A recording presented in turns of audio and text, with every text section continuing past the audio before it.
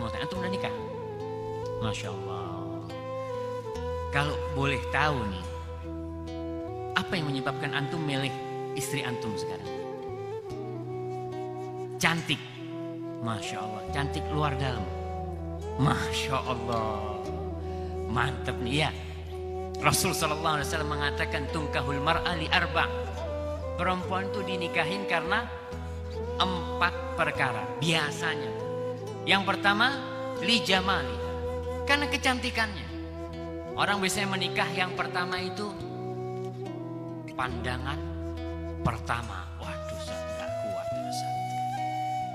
Nanti kenapa milih fulana? Itu perempuan Ustaz paling cantik sekampung. Nggak ada lagi yang kayak dia. Ada, udah nikah Ustaz. Ini belum nikah. Perempuan dinikahin karena kecantikannya wajar.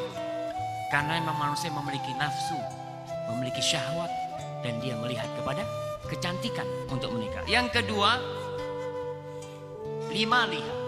Perempuan dinikahin karena hartanya. Ada lelaki-lelaki, jadi ibu-ibu harus hati-hati juga sama kaum lelaki. Ada lelaki-lelaki ini yang menikahin seorang wanita karena hartanya. Janda, nggak apa-apa janda Ustaz. Yang penting banyak duitnya. Apalagi kalau sudah janda banyak duitnya, sudah sakit-sakitan gitu kan. Kenapa? Ya Ustaz, ntar lagi kan mati, anak bisa kawin lagi. Seperti itu. Ada seperti itu. Itu realita yang ada. Seorang menikahin perempuan karena kekayaannya. Dia ngomong Ustaz, anak udah umur 25 tahun atau 30 tahun Ustaz. Hidup susah, mungkin anak nikah dengan perempuan kaya ini hidupnya lebih senang. Belum tentu. Kita bicara belum tentu. Yang ketiga, perempuan dinikahin karena lihasabiha, karena faktor nasab. Di Indonesia ini faktor nasab mungkin tidak terlalu kelihatan, tidak terlalu mencolok. Karena memang banyak yang tidak tahu sama nasabnya. Banyak yang tidak tahu sama nasabnya. Katanya itu salah satu warisan Belanda buat kita. Orang di luar Jawa masih punya nasab. Orang di luar Jawa itu masih ada Harahap, ada Siregar, ada apa lagi yang kalau di Sulawesi. Banyak mereka masih punya nasab. Di Jawa hampir nggak ada. Karena katanya orang Jawa dulu itu lebih pintar daripada orang luar Jawa katanya. Makanya bagaimana orang Jawa ini tidak ada afiliasi kepada raja-raja dulu. Mungkin ada yang keturunannya Gajah Mada gitu kan.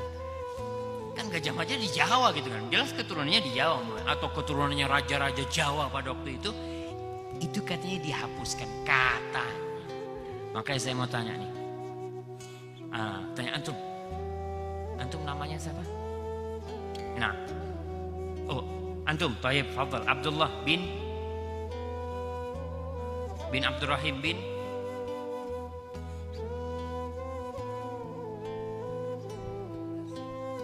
betul, nggak bikin antum? Hah?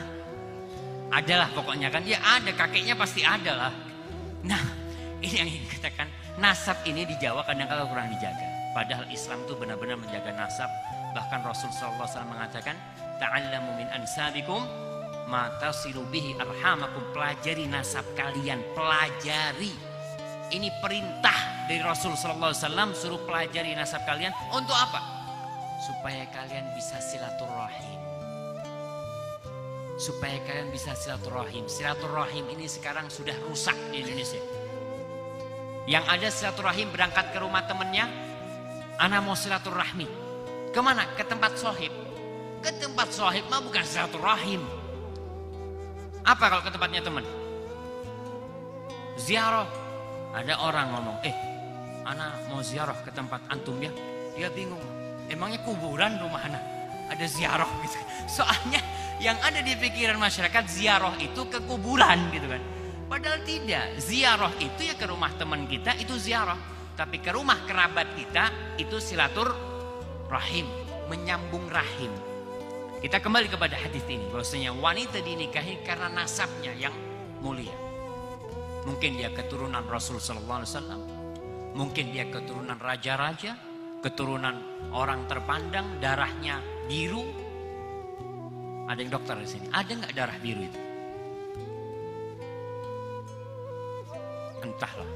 Biasanya orang kalau habis dipukul itu biru.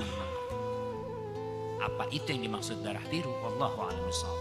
Tapi yang jelas faktor keturunan itu ada orang menikah. Kenapa inti menikah sama fulan? Anaknya raja, anaknya gubernur, anaknya presiden, apalagi kan? Dengan harapan apa? Semua ini ada target orang itu menikah. Ya namanya menikah sama anaknya presiden, umpamanya kan paling nggak kan ikut terangkat loh saat. Anak kan selama ini nggak pernah ada yang tahu sama anak. Tapi kalau nikah sama anak presiden, ya kalau jalan di belakangnya presiden kelihatan paling nggak seperti itu. Itu. Yang keempat, lidiniha. Seorang wanita dinikahin karena agamanya. Karena agamanya. Apakah Rasul membiarkan 4 pilihan ini? Tidak. Beliau mengatakan fadfar bidzatid din taribat yadak. Rasul mengatakan beruntunglah engkau dengan perempuan yang agamanya baik.